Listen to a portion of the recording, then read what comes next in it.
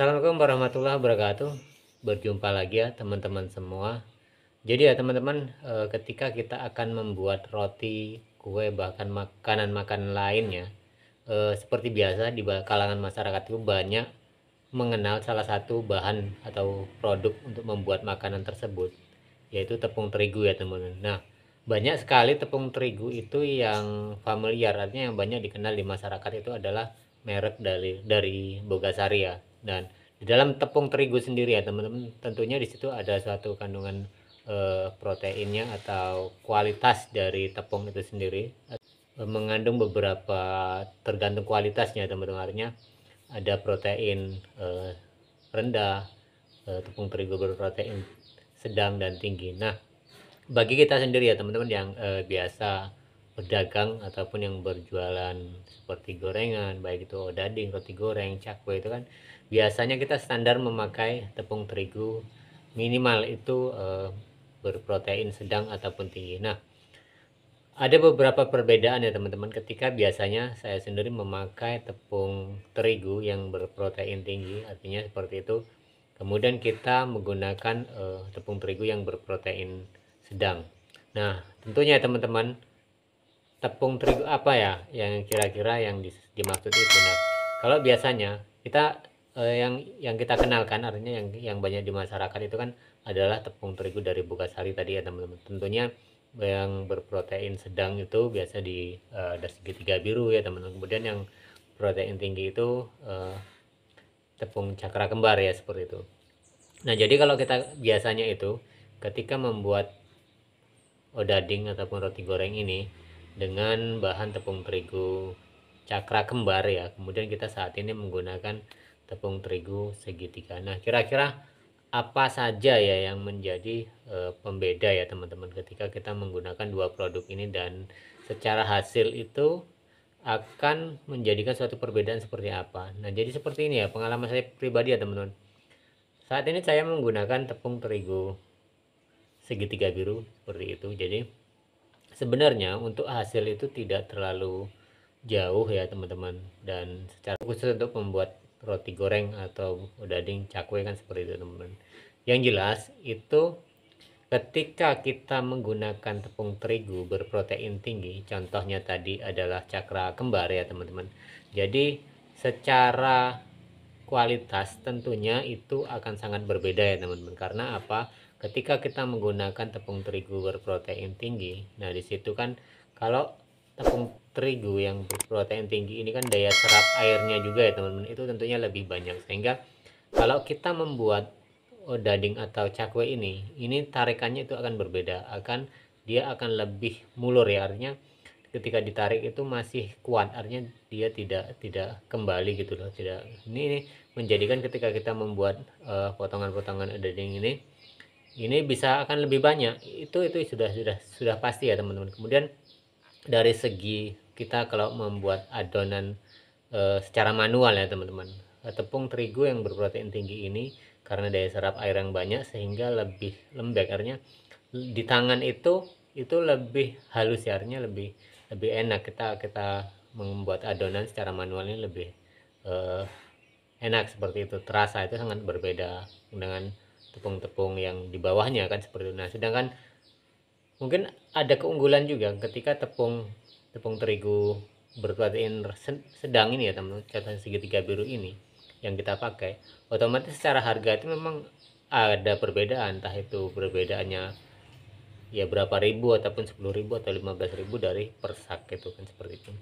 Nah teman-teman ya, di sini saya menggunakan tepung segitiga biru dan harga ya teman-teman di sini itu adalah sekarang itu 265.000 pada saat ini ya. Nah, jadi kalau di tepung cakra itu kan berarti sekitar 270-an sekian. Sebenarnya tidak terlalu banyak.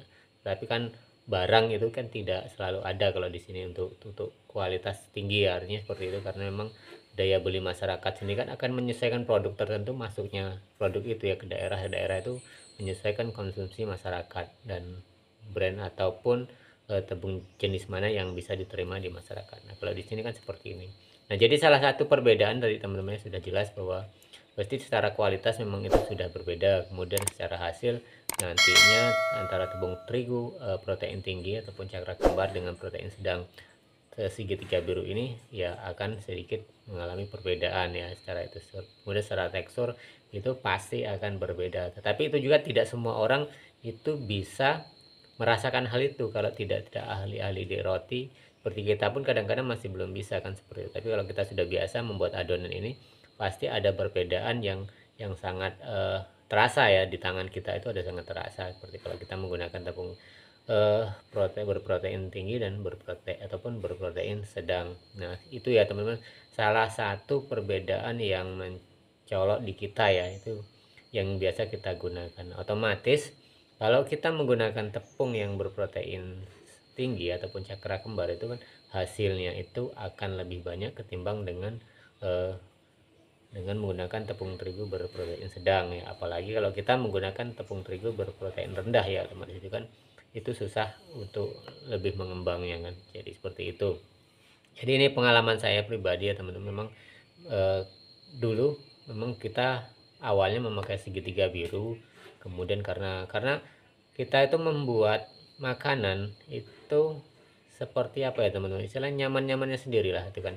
Jadi kita tidak bisa memaksakan. Kalaupun menurut saya lebih bagus tepung terigu cakra kembar ataupun tepung terigu eh, berprotein tinggi, tapi menurut teman-teman ada yang sudah fanatik, artinya karena biasa memakai tepung terigu berprotein sedang, dia mengatakan dia akan lebih baik tepung terigu berprotein sedang ini. Nah itu kan artinya fanatis kita ketika menggunakan satu produk. Karena kita juga, pengalaman saya pribadi ya teman-teman, ada dulu produk yang masuk ke kita ke pedagang-pedagang itu waktu di Jogja.